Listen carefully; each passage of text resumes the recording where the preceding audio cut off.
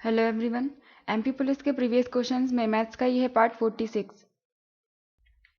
1 सितंबर का ये second part है। कोई नंबर है और उसका क्यूब करने पर यूनिट डिजिट या इकाई का अंक 9 मिलता है, तो उसका क्यूब रूट करने पर घनमूल करने पर यूनिट डिजिट का अंक क्या होगा, इकाई का अंक। इसका मतलब वही इकाई का अंक ये चारों ऑप्शंस में दिया गया है। तो अगर हम इनका घन करें, क्यूब करें, या फिर कह लें कि 3 बार मल्टीप्लाई करें इन नंबर का, तो लास्ट में हमें 9 मिलना चाहिए, वो आंसर हो जाएगा। 6 का अगर 3 बार मल्टीप्लाई करेंगे मतलब 216, तो लास्ट में 6 मिल रहा है, ये नहीं होगा। 7 में 3 मिलता है, ये भी नहीं होगा। 9 के में 729, लास्ट में 9 मिलता है। और 8 का क्यूब 512, 2 मिलता है, तो ये भी नहीं होगा। इसका मतलब 9 हो जाएगा इसका answer, third option. For example के लिए हम देख लेते हैं। मान लो एक नंबर हो गया 9 और इसका जब हम क्यूब करेंगे, घन करेंगे, मतलब पावर 3 लगा दिया, तो क्या मिलेगा, 729। यही क्वेश्चन में बोला था कि लास्ट में इकाई के अंक पर 9 मिल रहा है, तो अगर इसी का घनमूल लिया जाए तो लास्ट में क्या मिलेगा, इसका घनमूल क्या होता है, 9, और लास्ट में 9 ही मिल रहा है, इसलिए 9 हो जाएगा आंसर। नेक्स्ट है a plus B equal to 25, A square plus B square to 25, तो ए बी की वैल्यू हमें बताना है। तो अगर हम a प्लस बी को होल स्क्वायर में ये वैल्यूज रख दें तो ए बी हमें मिल जाएगा। a प्लस बी का होल स्क्वायर क्या होता है, A square plus B square plus 2ab। इसमें हम जो वैल्यूज दी गई हैं वो रख देंगे। a प्लस बी का होल स्क्वायर मतलब a प्लस बी मिलना चाहिए हमें, तो a प्लस बी की वैल्यू 25 दी गई है, यहाँ पर हम 25 लिखेंगे और इसका square equal to A square plus B square question में दिया है 225, तो इसके जगह पर 225 प्लस 2ab हमने सेम लिख दिया। 25 का स्क्वायर क्या होता है, 625, और इस 225 को इस साइड लेके आएंगे तो माइनस का हो जाएगा, तो इसमें से हम माइनस कर देंगे। 0 0 और 400 इक्वल टू यहाँ पर क्या चल रहा था, 2ab। 2 से इसको डिवाइड करेंगे तो 200 बार कैंसिल हो जाएगा, तो 200 इक्वल टू ab, और ab की वैल्यू हमें निकालनी थी, आंसर हो जाएगा थर्ड। नेक्स्ट है एट व्हाट रेट, रेट हमें निकालना है और किसकी, चक्रवर्ती ब्याज की। तो इतने रुपए इतने हो जाएंगे 2 साल में, तो रेट क्या होगी। एक तरीका इसको फॉर्मूले से कर सकते हैं, या फिर पहले मूलधन कितना दिया है 1250, जो कि 2 साल में कितना हो रहा है 1800। यहाँ से हम इन दोनों को कंपेयर करेंगे। टाइम कितना दिया गया है 2 साल, तो इसका हम स्क्वायर रूट लेंगे, वर्गमूल लेंगे। अगर टाइम 3 ईयर्स दिया होता तो हम इसका क्यूब रूट लेते या घनमूल लेते। तो 2 साल है तो इसका हमने स्क्वायर रूट ले लिया। अब ये तो किसी का स्क्वायर होता नहीं है, तो इसके पहले हमें इसको काटना पड़ेगा। पहले हम इसको छोटा कर लेते हैं, 0 से 0 कैंसिल, और 5 से 2 बार, 5 से 5 बार, 5 से 3 बार 15, और 5 से 30। इसके बाद हम इसका स्क्वायर रूट ले लेंगे, क्योंकि 25 होता है 5 का, इसकी जगह पर 5, और 36 6 का। अब यहाँ से हम कंपेयर कर सकते हैं, इतना था 5 था जो कि 6 हो गया, तो कितने की रेट से, 6 माइनस 5 1, और कंपेयर किससे करते हैं हम, पहले वाले से, तो डिवाइड में जाएगा 5 और इन 200। 5 से कैंसिल करेंगे तो 20 बार कैंसिल हो गया, रेट आ गई 20%, थर्ड। नेक्स्ट है एक ट्रेपेजियम है, इसकी 2 पैरेलल साइड्स दी गई हैं, एक समलंब चतुर्भुज बना लेते हैं।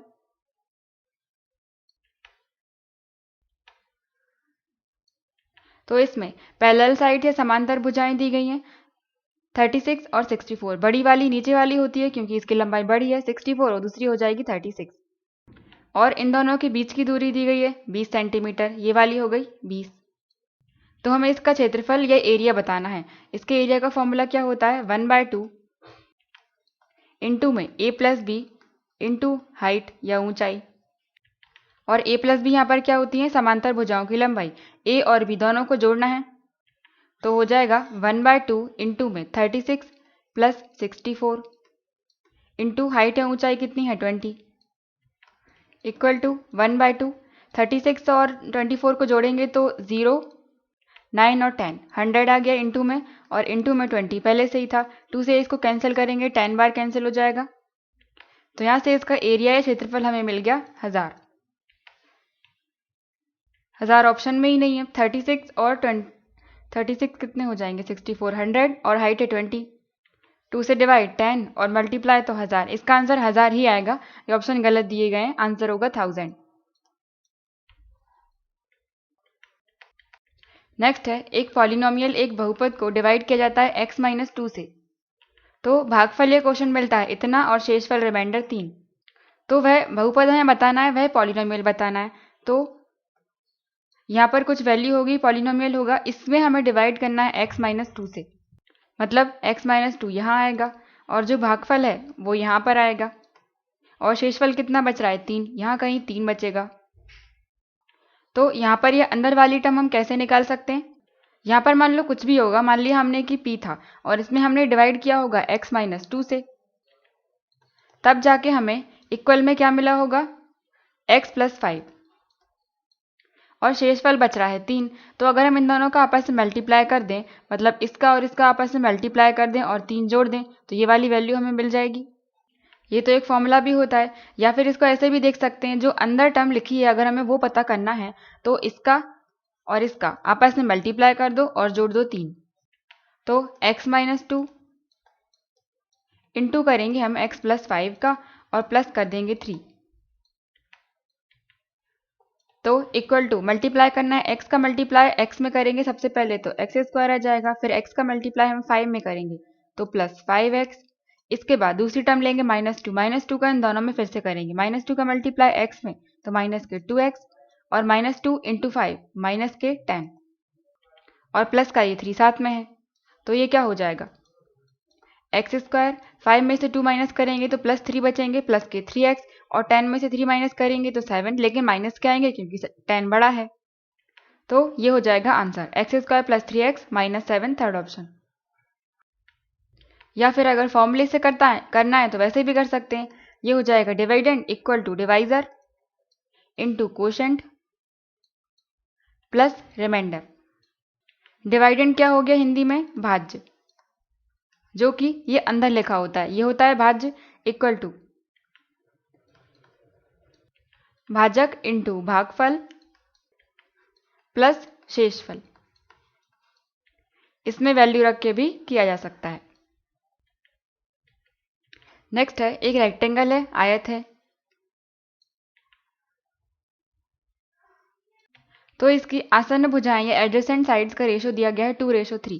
तो 3 हम इसको मान लें और 2, और इसका क्षेत्रफल एरिया दिया है 96। तो हमें इसका परिमाप बताना है। अब साइड्स दी गई हैं, ये रेशो है तो साथ में कुछ और मानना पड़ेगा, क्योंकि रेशो रहता है पूरी वैल्यू नहीं रहती है।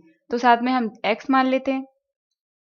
इसका एरिया है, क्षेत्रफल दिया गया है, तो एरिया कैसे निकालते हैं हम? लंबाई इंटू चौड़ाई, लेंथ इंटू ब्रेड्थ। यहाँ पर हमने x इसलिए माना है क्योंकि मल्टीप्लाई करना है, अगर प्लस करना होता तो बिना x माने भी आंसर आ जाता।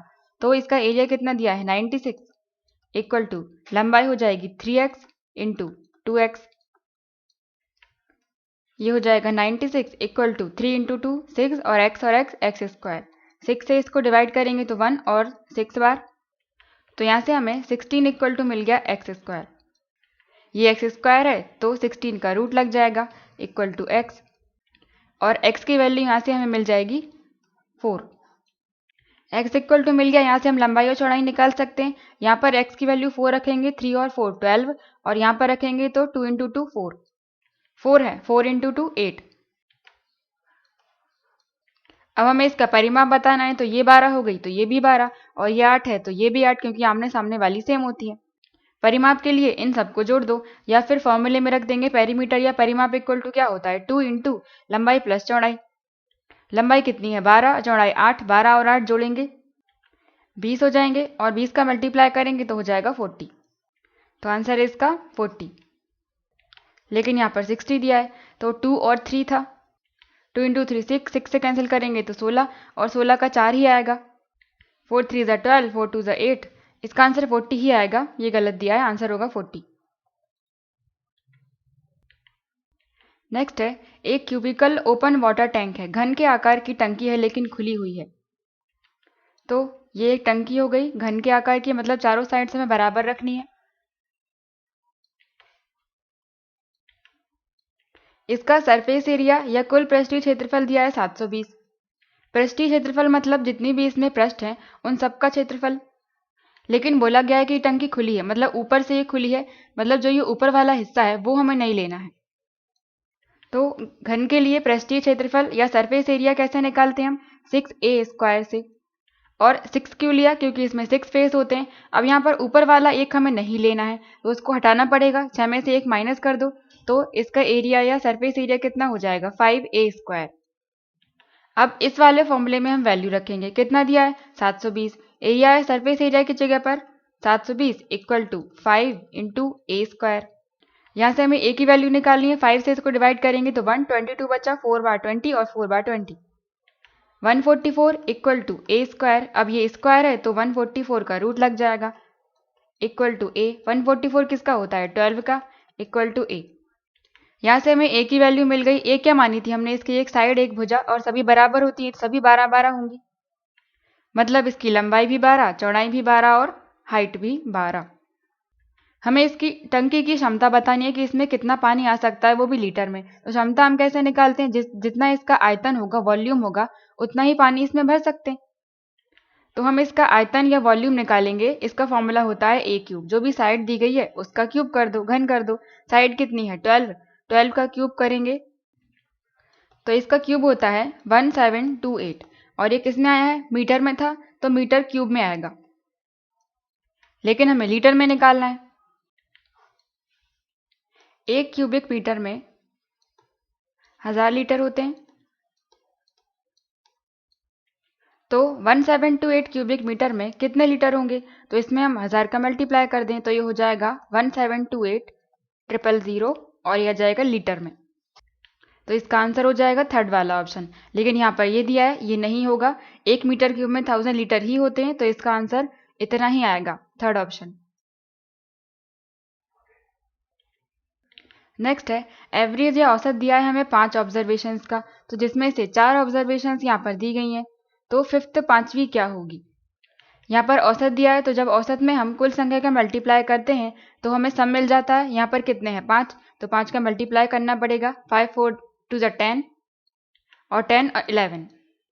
अब ये सम कितने क्या आया है 5 ऑब्जर्वेशंस का, और बाकी की बची 4 यहाँ पर दी गई हैं, तो इन चारों को प्लस करके हम इसमें से माइनस कर देंगे तो फिफ्थ वाली हमें मालूम चल जाएगी। तो बाकी की 4 यहाँ पर हैं 18 21 19 और 24,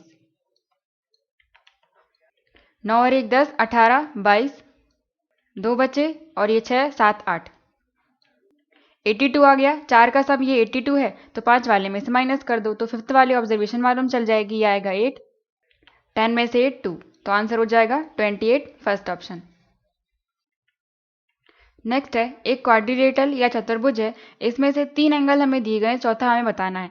तो हम जानते हैं कि सभी चारों एंगल्स का सम, मान लो एक क्वाड्रिलेटरल होगा, चतुर्भुज हो गया, कोई भी चतुर्भुज है, इसके सभी एंगल को जब हम जोड़ेंगे तो 360 के बराबर आता है। या फिर इन्हें हम नाम दे देते हैं 1 2 3 और 4। जब इन सब को जोड़ेंगे angle 1 plus angle 2 plus angle 3 plus angle 4 equal to 360 के बराबर आएगा। और 3 एंगल हमें दिए गए तो 3 हम मान लेते हैं, ये हो गया 85 प्लस 72 प्लस 138, और फोर्थ वाला एंगल है मालूम नहीं है, इक्वल टू 360।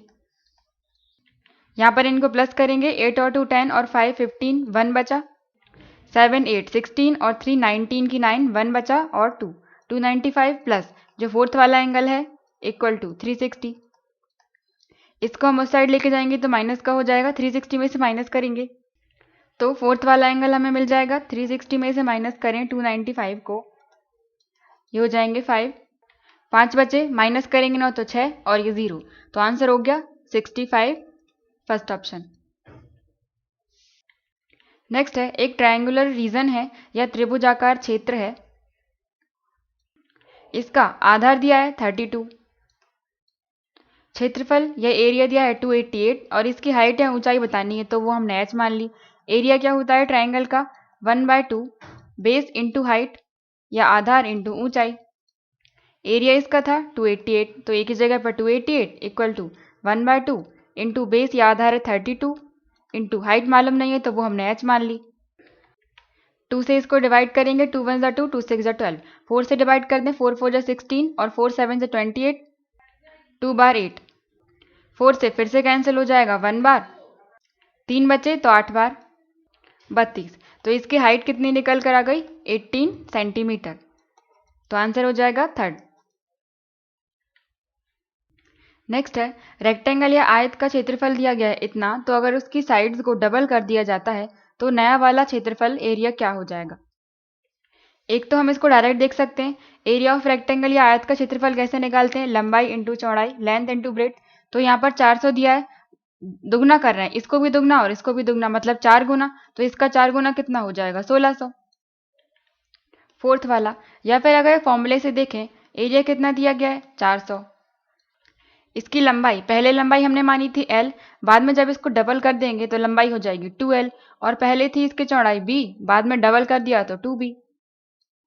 तो जब डबल कर देंगे तब इसका एरिया कितना हो जाएगा, इक्वल टू, एरिया कितना होता है, लंबाई इंटू चौड़ाई होता है, तो बाद में लंबाई कितनी हो गई 2l और चौड़ाई हो गई दुगनी तो 2b। ये हो जाएगा 2 इंटू 2 4 और इंटू में आ जाएगा l इंटू बी। और L इंटू बी क्या था, इसका पुराना वाला एरिया क्या था, एल बी, जो कि हमें दिया गया था 400। या फिर हम ये कह सकते हैं कि पिछले वाले एरिया से ये 4 गुना हो गया, और अगर यहाँ पर हम इसकी वैल्यू रखेंगे तो 4 इंटू एल बी की जगह पर लंबाई इंटू चौड़ाई, पहला वाला 400, तो ये हो जाएगा 1600। तो आंसर हो जाएगा फोर्थ। नेक्स्ट है, संतोष ने एक रेफ्रिजरेटर खरीदा इतने रुपए में और उसको बेच दिया इतने में, तो उसको लॉस या हानि परसेंटेज क्या हुआ। तो खरीदा कितने में था, कॉस्ट प्राइस हो गई 9000, और इसे बेच दिया मतलब सेलिंग प्राइस एसपी 8100 रुपए में। और यहाँ पर हमें लॉस परसेंटेज निकालना है, तो लॉस के लिए क्या करेंगे, इन दोनों को माइनस करेंगे, फिर डिवाइड कर देंगे कॉस्ट प्राइस से, मल्टीप्लाई कर देंगे 100 का, या फिर इसको शॉर्ट करने के लिए यहाँ पर हम इसको छोटा कर लेते हैं, 0 से 0 कैंसिल, 9 से 10 बार और 9 से ये 9 बार। अब इन दोनों से हम लॉस देख लेंगे, 10 में खरीदा 9 में बेच दिया, मतलब हानि कितने की हुई, 1 की, डिवाइड में कॉस्ट प्राइस रखते हैं, डिवाइड में 10 और इंटू 100, 0 से 0 कैंसिल, तो उससे हानि हो जाएगी 10% की। आंसर हो जाएगा फर्स्ट। तो ये था लास्ट क्वेश्चन 1 सितंबर की शिफ्ट 1 का। Thank you.